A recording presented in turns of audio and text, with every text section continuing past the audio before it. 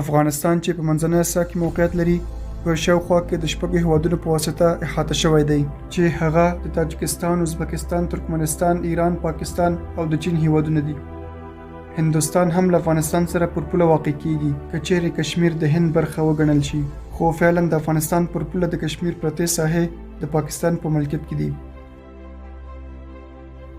د نړۍ په بیرغونو کې د افغانستان رسمي بیرغ درې رنګه بیرغ دی چې سور، تور او شین رنګ کې کارول شوی دی.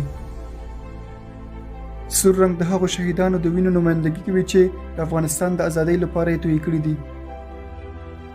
تور رنګ د افغانستان د هغه تیرو بدو ورځو نمایندګي کوي چې افغانستان پکې د پردیو د اشغال لاندې و.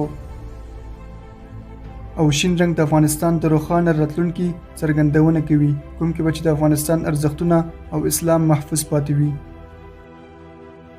د بیرغ په منځ کې یو لوګو موقعیت لري چې پکې مختلف نوع رسمونه او لیکونه لیکل شوي دي. د لوګو په منځ کې یو لوی مسجد رسم شوی دی چې د دې مسجد دواړو طرفو ته د افغانستان دوه واړه بیرغونه نصب شوي دي. د غنمو د وږو په واسطه لوګو احاطه شوې ده چې په سر یې کلمه طیبه لیکل شوې ده.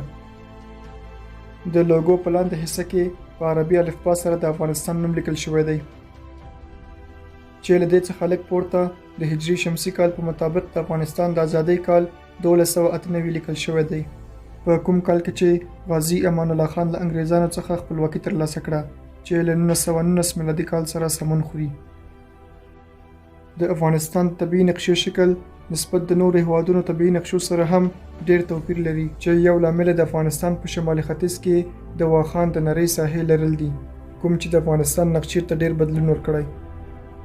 بعضو خلکو سره دا پوښتنې هم پیدا کیږي چې افغانستان ولې دغه د واخان نری ساحه لري. د دې لامل د برتانیا امپراتوري او د شوروي اتحاد وو. په 19 میلادي پیړۍ کې د دې پر سر یو بل سره مسابقې کولې چې د نړۍ ډېرې ساحې به د چا په لاس کې وي. په داسې حال کې چې شوروي اتحاد د افغانستان په شمال کې د قزاقستان، تاجکستان، ازبکستان، ترکمنستان او داسې نور هیوادونه نیولي ول، او په جنوب کې برتانویانو هندوستان، پاکستان او بنگلاديش نیولی وو چې د دې دوه لوی امپراتوریو ترمنځ افغانستان موقعیت درلود. د پاکستان سره پر پوله چې په هغه وخت کې د برتانوي امپراتوري یو برخه وه د ډیورن خط وجود درلود، او د شوروي سره د افغانستان پوله د پامیر او د آمو سیند وو. خو برتانوي امپراتوري او د شوروي اتحاد له یو بل سره ټکر نه وکړی، ځکه چې ترمنځ د افغانستان یوه حایله سیمه واقع وه چې اوس د واخان د ساحې په نامه یادیږي.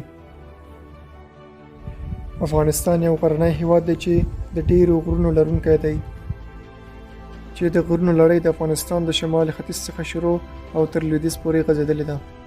افغانستان د جګو غرونو سربیره ښایسته سیندونه او ښایسته طبیعي منظرې هم لري، او همدارنګه د پراخه شنو ساحو لرونکی دی. افغانستان د انارو، بادامو او د زردالو په تولید کې ډیر مشهور دی. د افغانستان 80% خلک پښتانه دي، کوم چې په پښتو ژبه خبرې کوي، او همدارنګه په افغانستان کې 15% ازبکان، 15% تاجکان او 10% هزاره خلک اوسېږي چې زیاتره په دري ژبه خبرې کوي، کومه ژبه چې په ایران، افغانستان او تاجکستان کې د استفادې وړ ده. افغانستان له خپلو ګاونډیو سره په دوستي کې تقریبا له ایران سره هم دوستي لري.